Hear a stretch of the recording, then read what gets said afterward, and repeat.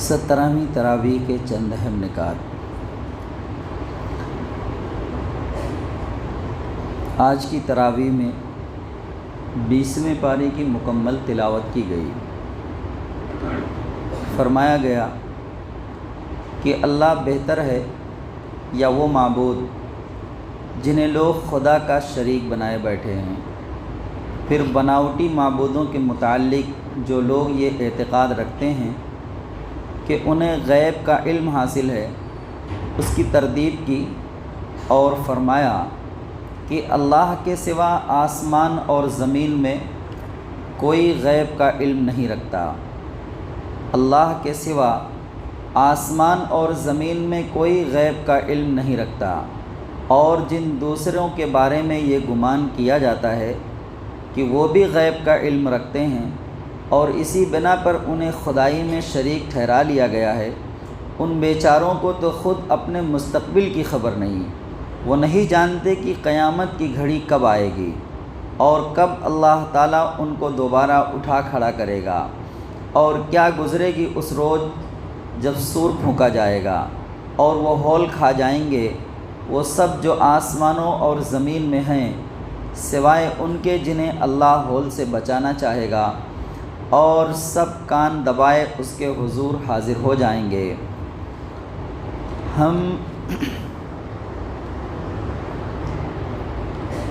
یہ جو 20واں پارہ شروع ہو رہا ہے، اس میں اللہ تبارک تعالیٰ نے یہ بتلایا ہے کہ اللہ کی عبادت کیوں کی جائے۔ لگاتار 4 سے 5 آیتیں دلائل کے ساتھ اللہ تبارک تعالیٰ نے پیش کی ہیں کہ اللہ ایسا ایسا ایسا ہے، ان خوبیوں کا وہ مالک ہے، اس لیے صرف اسی کی عبادت کی جانی چاہیے۔ ہم آج اپنے بچوں کو صرف یہ رٹا کر کہ اللہ ایک ہے، وہی عبادت کے لائق ہے، ہم اس کے بندے ہیں، محمد صلی اللہ علیہ وسلم اس کے رسول ہیں، اتنے سے کام چلنے والا نہیں ہے۔ آج جو ہے نا، جو ہمارا نظام تعلیم ہے، وہ تو بچوں کے دلوں میں وسوسے پیدا کر رہا ہے، وسوسے پیدا کر کے چھوڑ دیا جا رہا ہے، شبہات میں مبتلا کر کے بچوں کو چھوڑ دیا جا رہا ہے۔ وہ کچھ ہمارے بچے نصاب، جو ان کا نصاب تعلیم ہے، اس میں پڑھ رہے ہیں جو انہیں نہیں پڑھنا چاہیے۔ ایسا نصاب ترتیب دیا گیا جو مشرکانہ ہے۔ تو ہمیں جو ہے ذاتی طور پر اپنے بچوں کے لیے محنت کرنی ہے تاکہ وہ توحید پر قائم رہیں اور ان کے دل میں کسی قسم کا شک اور شبہ باوجود کوشش کے بھی پیدا نہ ہو۔ تو اللہ تبارک تعالیٰ نے دلائل کے ساتھ ابتدائی 4-5 آیتوں میں یہ بات سمجھائی ہے کہ ہم اللہ کو ایک کیوں مانیں، اسی کی صرف عبادت کیوں کریں، اس کا انفرادی طور پر مطالعہ کریں اور اپنے بچوں کی توحید کو پختہ کرائیں، تاکہ اگر کہیں سے جو ہے یہ مشرکانہ افعال یا باتیں جو ہے ان کے دماغ میں ڈالی جائیں تو وہ اثر انداز نہ ہو۔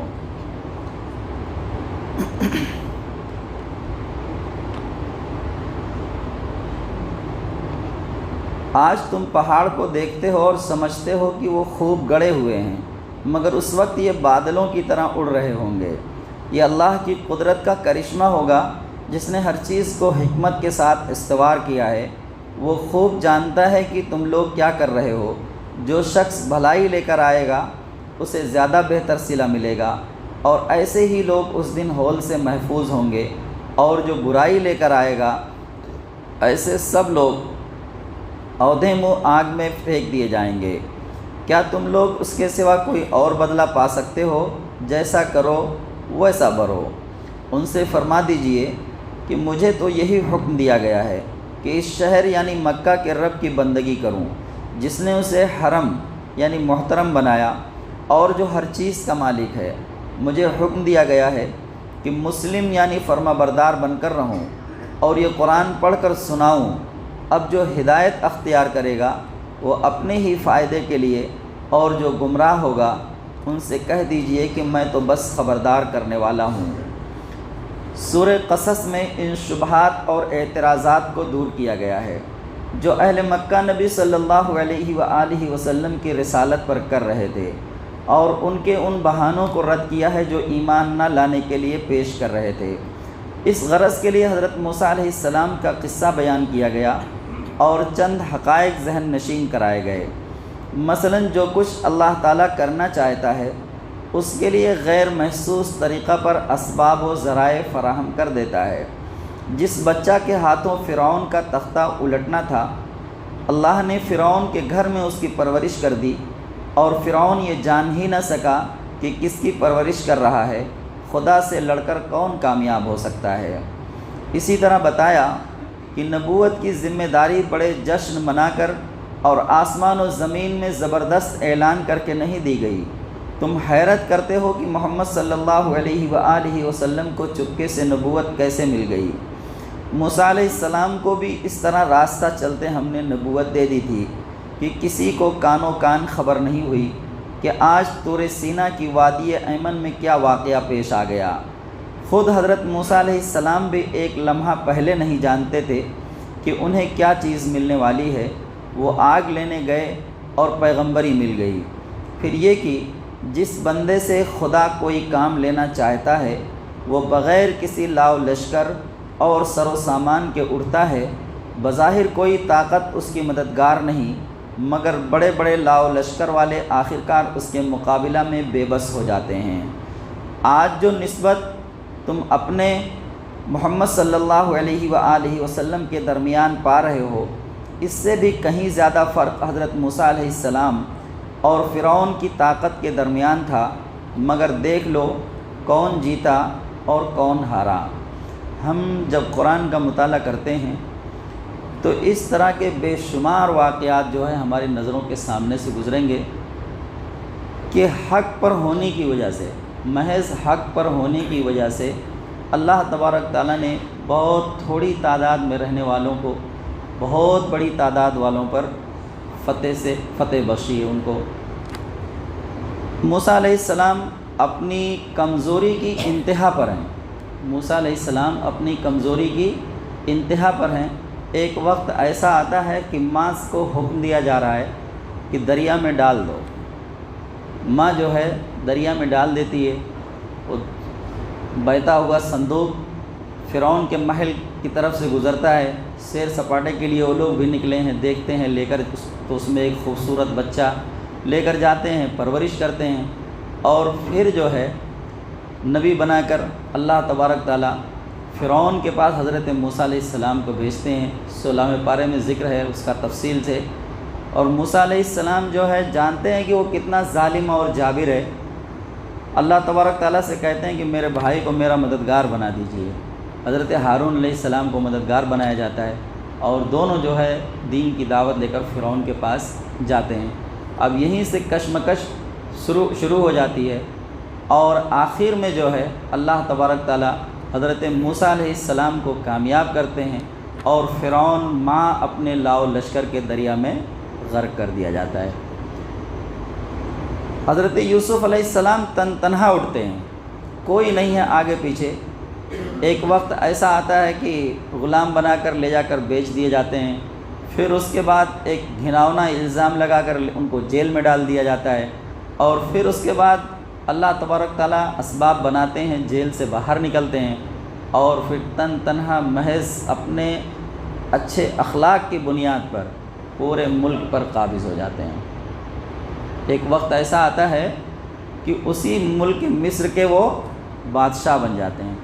حضور نبی کریم صلی اللہ علیہ وآلہ وسلم کو اتنا مجبور کر دیا جاتا ہے کہ اپنا محبوب وطن چھوڑ کر ہجرت کرنی پڑ جاتی ہے، لیکن بہت زیادہ دن نہیں گزر پاتا ہے، محض 8 سال کے اندر اللہ تبارک تعالیٰ فتح کے ساتھ جو ہے مکہ آپ کو واپس بھیجتے ہیں۔ محض 8 سال کے بعد فتح مکہ کب واقع ہوئی؟ سن 8 ہجری میں۔ صرف 8 سال کی مدت گزرتی ہے بس۔ تو اگر انسان حق پر ہے تو اللہ تبارک تعالیٰ کی مدد اس طرح سے آتی ہے، غیر محسوس طریقے سے۔ اسباب ایسے بنتے ہیں کہ انسان محسوس بھی نہیں کر پاتا ہے۔ تو بہت زیادہ جو کچھ حالات چل رہے ہیں اس سے خوف کھانے کی ضرورت نہیں ہے۔ قرآن ہمیں اگر ہم پڑھیں گے نا تو ہمیں حوصلہ دیتا ہے۔ خوف بالکل کھانے کی ضرورت نہیں ہے، اعمال کو درست کرنے کی ضرورت ہے۔ اگر ہم نے اپنے اعمال قرآن کے مطابق بنا لیے تو اللہ تبارک تعالیٰ غیر محسوس طریقے سے ہمارے لیے اسباب پیدا کرے گا۔ انشاءاللہ یہ جو ذلت والی زندگی ہماری گزر رہی ہے اس کو عزت کی زندگی میں تبدیل کر دے گا۔ محض کام اتنا ہمیں کرنا ہے کہ ہم جو اللہ تبارک تعالیٰ جس راستے پر ہمیں چلانا چاہتا ہے ہم اپنے آپ کو اس راستے پر چلانے والا بن جائیں۔ کمی ہماری ہے، ہم اپنی کمیوں کو سدھار لیں بس۔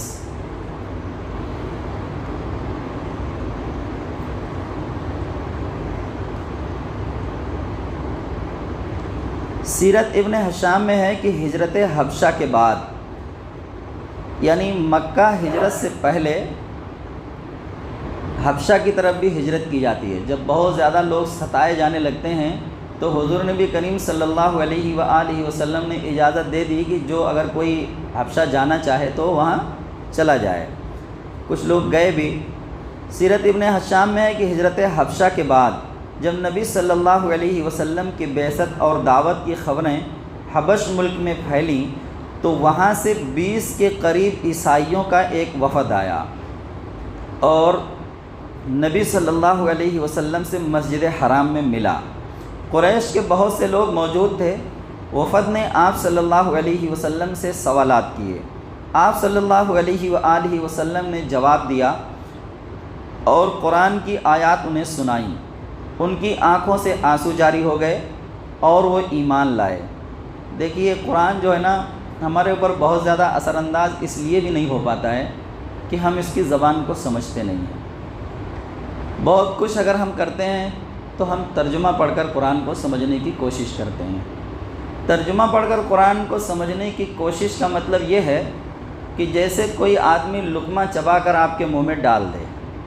اب آپ بتائیں کہ اگر چبایا ہوا لقمہ آپ کے منہ میں ڈال دیا جائے گا تو اس سے آپ کتنی لذت محسوس کریں گے؟ اس میں آپ کو کیا مزہ آئے گا؟ کیونکہ وہ کسی اور نے چبا کر آپ کے منہ میں ڈالا ہوا ہے۔ لذت ملے گی، اس سے لذت ملے گی؟ جیسی ملنی چاہیے ویسی لذت نہیں ملے گی۔ تو قرآن اگر ہم ترجمہ کر کے اگر ہم اس کو سمجھنے کی کوشش کرتے ہیں، کسی اور نے ترجمہ کیا ہوا ہے، تو اصل جو اس کی حلاوت اور شیرینی ہے وہ تو ہم اس کے باوجود بھی ہم کو نہیں مل پائے گی، ہے نا۔ وہ براہ راست وہ لوگ سمجھتے تھے تو اس کا اثر محسوس کرتے تھے اور رقت طاری ہوتی تھی، آنسو جاری ہو جاتے تھے۔ لیکن اگر ہم قرآن کو نہیں سمجھ رہے ہیں، زبان ہماری نہیں ہے، تو بہرحال ہمیں اس کو نظر انداز کر نہیں دینا ہے، لپیٹ کر رکھ نہیں دینا ہے، کوشش تو کرنی ہی ہے۔ اگر چبایا ہوا لقمہ بھی ہے تو جائے گا اگر وہ اندر، تو ایسا نہیں کہ وہ نقصان کر دے گا، فائدہ تو وہ بھی پہنچائے گا۔ لیکن یہ ہے کہ جتنا لذت ملنی چاہیے، لذت ایک ضرورت پوری ہو جانا ایک الگ بات ہے اور اس سے لذت حاصل کرنا ایک الگ بات ہے۔ تو لذت تو نہیں مل پائے گی، ضرورت پوری ہو جائے گی۔ تو براہ راست اگر ہم قرآن کو سمجھیں تو ہمارا بھی حال یہی ہو جیسے یہ عیسائیوں کے وفد کا ہوا۔ ہم عربوں کو دیکھتے ہیں کہ وہ قرآن پڑھتے ہیں اور روتے ہیں، ہمارے یہاں وہ بات نہیں ہو پاتی کیونکہ ہم براہ راست اس کو سمجھ نہیں پاتے ہیں۔ ایک کلاس چل رہی ہے یہاں پر ہفتے میں 2 دن اپنی مسجد میں قرآن کو سمجھنے کے لیے، اور رمضان کے بعد عبدالرشید صاحب بتا رہے تھے کہ پھر واپس جو ہے وہ چالو ہونے والی ہے۔ تو جو لوگ قرآن کو براہ راست سمجھنا چاہتے ہیں وہ اس کلاس کو جوائن کریں اور قرآن کو سمجھنے کی کوشش کریں۔ وہ ایمان لے آئے۔ مجلس برخاست ہونے کے بعد ابو جہل اور اس کے ساتھیوں نے انہیں راستے میں جا لیا، انہیں ملامت کی۔ اس پر انہوں نے کہا تم پر سلامتی ہو، ہم جہالت بازی نہیں کر سکتے، ہمیں ہمارے طریقے پر چلنے دو، تم اپنے طریقے پر چلتے رہو۔ کیسا معقول جواب دیا انہوں نے، ایسا ہی جواب جیسا قرآن ایسے جاہل لوگ جب الجھیں تو قرآن ایسے ہی جواب دینے کی بات کرتا ہے۔ وعباد الرحمن، اللہ کے جو پسندیدہ بندے ہیں، جو خوبیاں ان کی گنائی گئی ہیں سورہ فرقان کے اندر، اس میں ایک بات کا یہ بھی تذکرہ ہے کہ جب جاہل لوگ ان سے الجھتے ہیں تو وہ ان سے جہالانہ قسم کی باتیں، جاہلانہ قسم کی باتیں نہیں کرتے، بلکہ وہ سلام کر کے آگے بڑھ جاتے ہیں۔ وَيَبْتَغُونَ الْجَاهِلُونَ قَالُوا سَلَامًا۔ تو عیسائیوں کے وفد نے ان سے کیا کہا کہ ہم یہ جہالت والی باتیں نہیں کرتے، تم پر سلامتی ہو، ہم کو جانے دو، تم اپنے دین پر چلو، ہم اپنے دین پر چلیں گے۔ یہ جواب دے کر جو ہے عیسائیوں کے وفد وہاں سے چلا گیا، یعنی ان لوگوں نے وہاں اسلام قبول کر لیا۔ ہمیں ہمارے طریقے پر چلنے دو، تم اپنے طریقے پر چلتے رہو، ہم اپنے آپ کو جان بوجھ کر بھلائی سے محروم نہیں کر سکتے۔ اس ضمن میں یہ آیت اتری کہ جن لوگوں کو اس سے پہلے ہم نے کتاب دی تھی وہ اس قرآن پر ایمان لاتے ہیں، انہیں جب یہ سنایا جاتا ہے تو وہ کہتے ہیں کہ ہم اس پر ایمان لائے، واقعی یہ حق ہے ہمارے رب کی طرف سے، ہم تو پہلے ہی سے مسلم ہیں۔ یہ وہ لوگ ہیں جنہیں ان کا اجر دگنا دیا جائے گا، پچھلے نبی پر اور حضور صلی اللہ علیہ وآلہ وسلم پر ایمان لانے کی وجہ سے۔ اس ثابت قدمی کے بدلے جو انہوں نے دکھائی وہ برائی کو بھلائی سے دفع کرتے ہیں۔ ہم انہیں جو روزی دیتے ہیں اس میں سے وہ اللہ کی راہ میں خرچ کرتے ہیں۔ جب انہوں نے بیہودہ بات سنی وہ کنارہ کش ہو گئے اور کہا ہمارا عمل ہمارے ساتھ، تمہارا عمل تمہارے ساتھ، تم کو سلام ہے، ہم جاہلوں کا سا طریقہ اختیار نہیں کرنا چاہتے۔ اللہ تبارک تعالیٰ نے دوگنا اجر دینے کا وعدہ کیا ہے۔ ایک مذہب پر رہتے ہوئے اور اس کو چھوڑ کر دوسرا مذہب اختیار کر لینا یہ کوئی معمولی بات نہیں ہے، یہ کوئی معمولی بات نہیں ہے۔ وہ تو اس وقت جو اصل مذہب تھا، حق، اس پر قائم تھے وہ لوگ۔ اس سے پہلے تو حضرت عیسیٰ علیہ السلام کا ہی مذہب، انجیل کی ہی تعلیمات چل رہی تھیں اور اس پر وہ لوگ عمل پیرا تھے۔ جب قرآن آیا، حضور نبی کریم صلی اللہ علیہ وآلہ وسلم کو مبعوث کیا گیا اور مکہ سے ہجرت کر کے لوگ حبشہ گئے، چونکہ اس سے پہلے کی جتنی بھی آسمانی کتابیں ہیں اس میں آپ صلی اللہ علیہ وآلہ وسلم کے بعثت کی خبر دی گئی تھی اور لوگ انتظار کر رہے تھے کہ ایک آخری نبی آنے والے ہیں، ان کی یہ خوبیاں ہوں گی۔ مدینہ کے یہود بھی انتظار کر رہے تھے، مدینہ کے یہود بھی انتظار کر رہے تھے، لیکن ان کے دماغ میں یہ بات بسی ہوئی تھی کہ وہ بنی اسحاق میں سے، بنی اسرائیل میں سے آئیں گے۔ اب جب بنی اسماعیل میں نبی مبعوث کیے گئے تو انہوں نے اس کو جو ہے کیا بنا لیا، اپنی انا کا مسئلہ بنا لیا۔ ایسا لگتا ہے کہ جو ہے یہ کوئی خاندانی تقسیم ہے کہ نبی جو ہے صرف بنی اسرائیل میں ہی آ سکتا ہے۔ ہونا تو یہ چاہیے تھا کہ پوری کی پوری نشانیاں جب آخری نبی کی موجود ہیں، اس میں مل رہی ہیں، تو ان کو اسلام قبول کرنا چاہیے تھا، مگر انہوں نے محض خاندانی عناد اور دشمنی کی بنیاد پر انہوں نے حضور نبی کریم صلی اللہ علیہ وآلہ وسلم پر ایمان نہیں لائے۔ اللہ تبارک تعالیٰ نے کہا کہ وہ آپ کو ایسا پہچانتے ہیں جیسا وہ اپنے بچوں کو پہچانتے ہیں۔ ان کو یہ پتہ ہے کہ یہ آخری نبی ہیں، مگر وہ چونکہ بنی اسماعیل میں سے تھے، بنی اسرائیل میں سے نہیں تھے، اس لیے انہوں نے آپ کو نبی نہیں مانا۔ اے نبی صلی اللہ علیہ وآلہ وسلم، اور یہ لوگ جو مسلمان مکہ سے ہجرت کر کے حبشہ گئے، انہوں نے بتلایا، تو وہ لوگ حبشہ سے یہاں آئے ہیں اور آ کر جو ہے یہ لوگ یہاں پر اسلام قبول کر رہے ہیں مکہ میں۔ اے نبی صلی اللہ علیہ وآلہ وسلم، آپ جسے چاہیں ہدایت نہیں دے سکتے۔ اے نبی صلی اللہ علیہ وآلہ وسلم، آپ جسے چاہیں ہدایت نہیں دے سکتے، مگر اللہ جسے چاہتا ہے ہدایت دیتا ہے، وہ خوب جانتا ہے کون ہدایت قبول کرنے والے ہیں۔ یہ آیت آپ صلی اللہ علیہ وآلہ وسلم کے چچا ابو طالب کے بارے میں اتری۔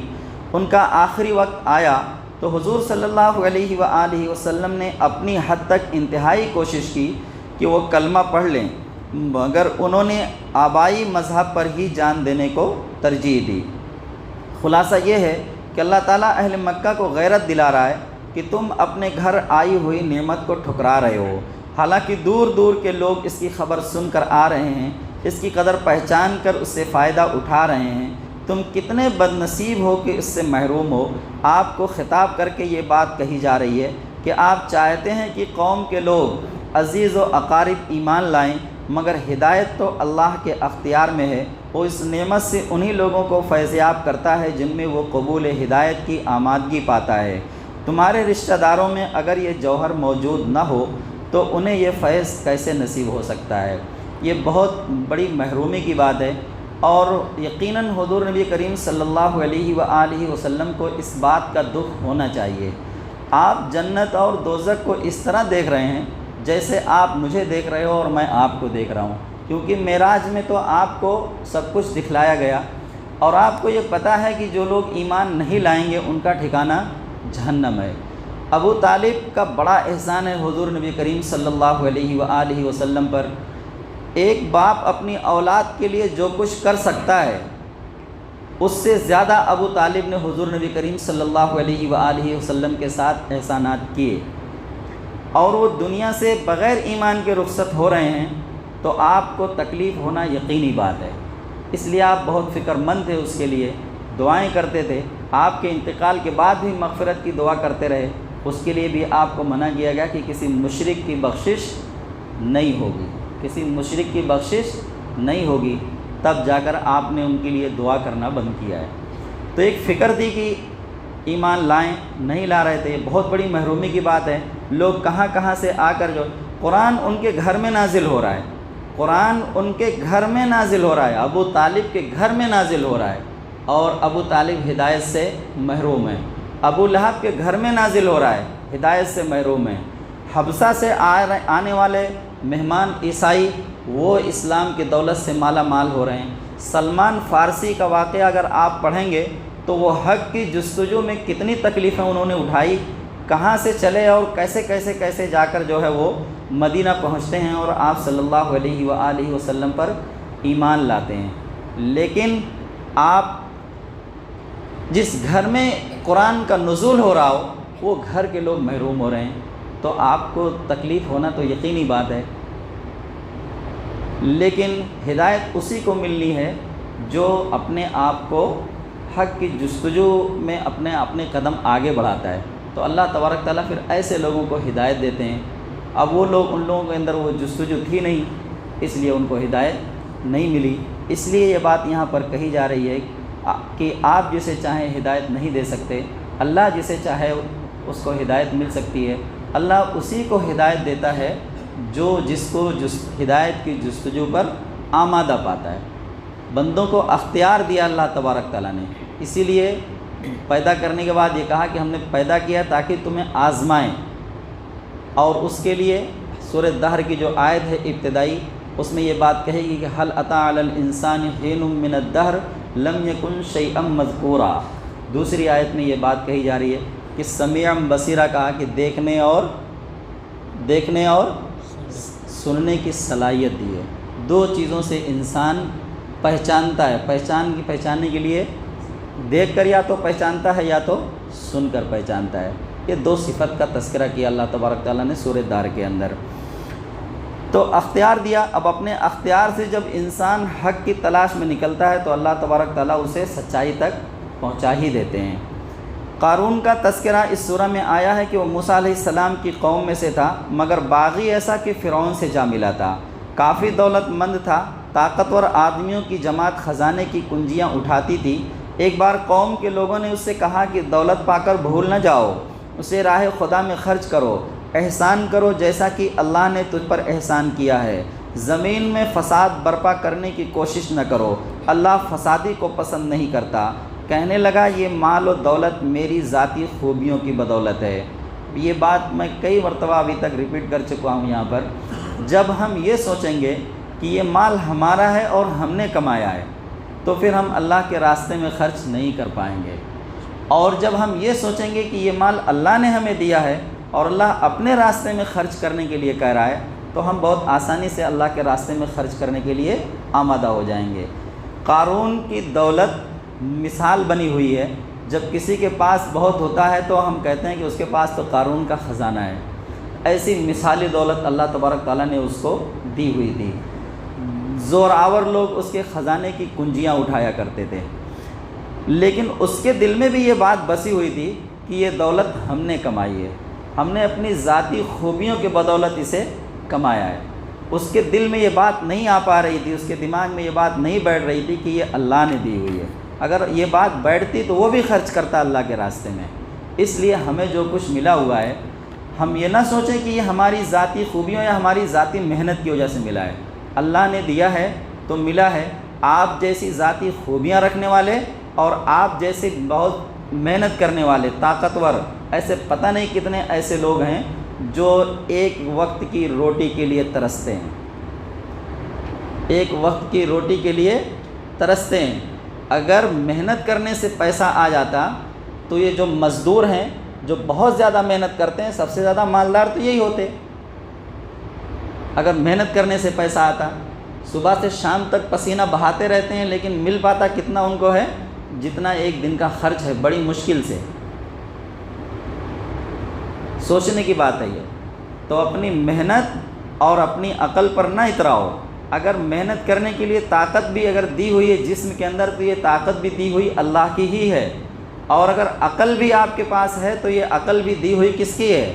اللہ کی ہے۔ پاگل بنا کر گھما سکتا ہے سڑکوں پر، تو اگر دماغ اور عقل ہے تو یہ بھی اللہ کا ہی دیا ہوا ہے۔ مفلوج بنا کر کیڑے مکوڑوں کے جیسا زمین پر رینگنے کے لیے مجبور کر سکتا ہے ہمیں اور آپ کو۔ تو اگر ہم یہ سوچتے ہیں کہ ہم نے اپنی طاقت سے یہ پیسہ کمایا ہے تو وہ طاقت دی ہوئی کس کی ہے؟ وہ بھی اللہ کی ہے۔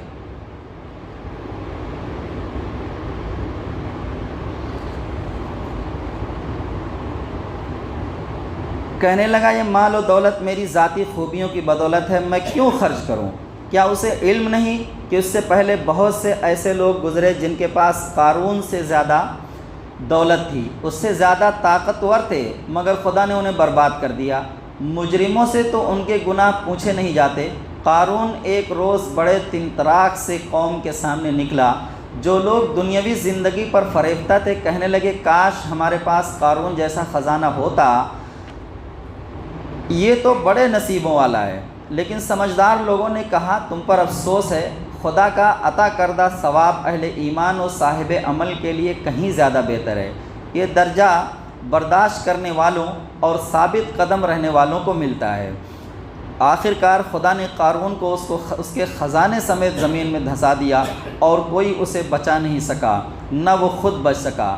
جو لوگ اسے رشک بھری نگاہوں سے دیکھ رہے تھے کہنے لگے افسوس، ہم بھول گئے تھے کہ اللہ اپنے بندوں میں سے جس کا رزق چاہتا ہے کشادہ کرتا ہے اور جسے چاہتا ہے نپا تلا دیتا ہے۔ خدا کا احسان ہم پر نہ ہوتا تو ہم بھی زمین میں دھسا دیے جاتے۔ افسوس ہمیں یاد نہ رہا کہ کافر فلاح نہیں پاتے۔ سورہ کے اختتام پر اعلان ہوتا ہے کہ ہر چیز ہلاک ہونے والی ہے سوائے اس ذات کے، فرما برداری اسی کی ہے اور تم سب اسی کی طرف پلٹائے جانے والے ہو۔ سورہ عنکبوت مکہ معظمہ کے اس دور میں نازل ہوئی جبکہ مسلمانوں پر مصیبتوں کے پہاڑ توڑے جا رہے تھے۔ کفار کی طرف سے اسلام کی مخالفت پورے زور و شور سے ہو رہی تھی۔ ان حالات میں اللہ تعالیٰ نے یہ سورہ سچے مومنوں میں عزم و ہمت اور استقامت پیدا کرنے اور دوسرے کمزور ایمان والوں کو شرم دلانے کے لیے نازل فرمائی۔ اس کے ساتھ کفار مکہ کو بھی اس میں سخت تنبیہ کی گئی کہ اپنے حق میں اس انجام کو دعوت نہ دیں جو ہر زمانہ میں حق سے دشمنی کرنے والوں کا ہوتا آیا ہے۔ اس سلسلہ میں ان سوالات کا بھی جواب دیا گیا جو بعض نوجوانوں کو اس وقت پیش آ رہے تھے۔ مثلا والدین ان پر زور دیتے تھے کہ محمد صلی اللہ علیہ وآلہ وسلم کا ساتھ چھوڑ دو اور ہمارے دین پر قائم رہو۔ جس قرآن پر تم ایمان لائے ہو اس میں تو یہی لکھا ہے کہ ماں باپ کا حق سب سے زیادہ ہے، ان کا کہاں مانو؟ اس کا جواب دیا گیا ہم نے ہی انسان کو ہدایت کی ہے کہ اپنے والدین کے ساتھ نیک سلوک کرے، لیکن اگر وہ تجھ پر زور ڈالیں کہ تو میرے ساتھ کسی ایسے معبود کو شریک ٹھہرائے جسے تو میرے شریک کی حیثیت سے نہیں جانتا تو ان کی اطاعت نہ کرو۔ اسی طرح اگر آج والدین ہمیں کسی ایسے کام کا حکم دیتے ہیں جو اللہ کے حکم سے ٹکراتا ہو تو ان کے حکم کو نہیں مانا جائے گا، ان کے حکم کو نہیں مانا جائے گا۔ صرف یہ نہیں کہ وہ اگر بت پرستی کی ہی تعلیم دیں تبھی ان کے حکم کو نہیں مانا جائے گا۔ کوئی ایسا حکم جو شریعت سے ٹکراتا ہو، ایک طرف قرآن کا حکم ہے اور ایک طرف والدین کا حکم ہے، اگر والدین کا حکم قرآن کے حکم سے ٹکرا رہا ہے تو پھر اب ان کی بات نہیں مانی جائے گی۔ بہت افسوس کے ساتھ یہ بات کہنی پڑتی ہے، بہت سارے نوجوان اب تک کئی ایک نوجوان آ کر یہ بات کہہ چکے ہیں کہ داڑھی رکھنے کے لیے والدین منع کرتے ہیں. ابھی سے کیا داڑھی رکھے گا، بوڑھا ہو گیا ہے کیا، مطلب ابھی تو شادی بیاہ کرنا باقی ہے، داڑھی رکھ لیں گے تو شادی نہیں ہوگی. تو یہ سب جہالت کی باتیں ہیں. کیا ہمیں جو ہے اپنے نبی کا پیارا چہرہ پسند نہیں ہے؟ بتائیے کتنے افسوس کی بات ہے. اگر والدین اگر بچے خود سے یہ کام کر رہے ہیں تو ان کی تو اور حوصلہ افزائی ہونی چاہیے والدین کی طرف سے. الا یہ کہ والدین منع کریں، یہ تو انتہائی افسوس کا مقام ہے. ان کو تو اور حوصلہ بڑھانا چاہیے، دیکھ کر خوش ہونا چاہیے.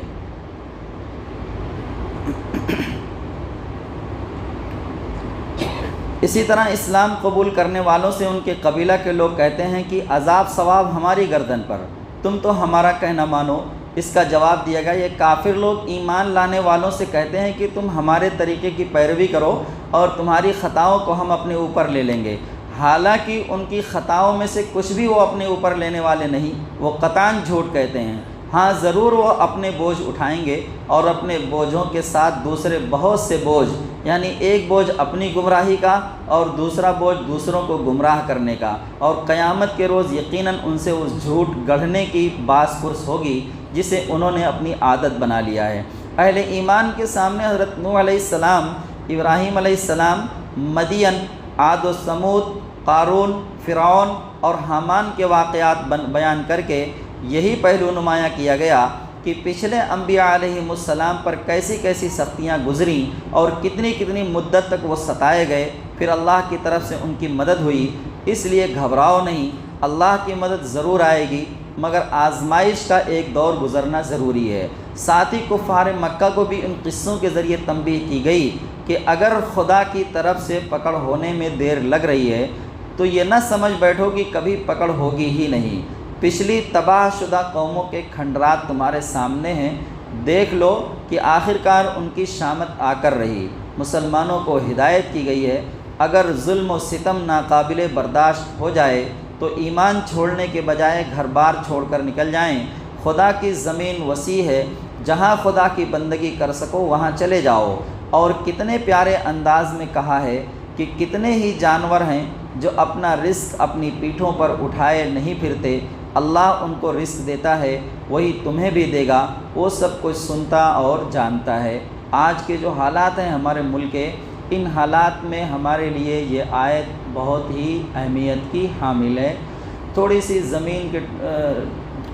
زمین کے ٹکڑے یعنی کھیت باڑی کے چکر میں پڑے ہوئے ہیں اور ظلم و ستم کا نشانہ بنے ہوئے ہیں، ایسا کرنا نہیں چاہیے.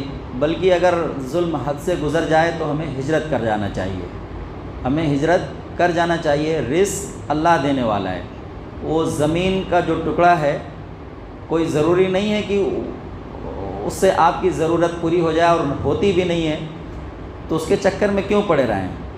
اپنا ایمان بچائیں، اپنی جان بچائیں، ہجرت کر کے ایسی جگہ چلے جائیں جہاں محفوظ ہو. جو اللہ وہاں رزق دے رہا ہے وہ وہاں بھی دے گا جہاں آپ ہجرت کر کے جائیں گے. پرندوں کی مثال دی کہ وہ پرندے اپنا رزق اپنی پیٹھ پر اٹھائے لیے نہیں پھرتے ہیں، مگر اللہ ان کو رزق دے رہا ہے. اللہ تبارک تعالیٰ سے دعا ہے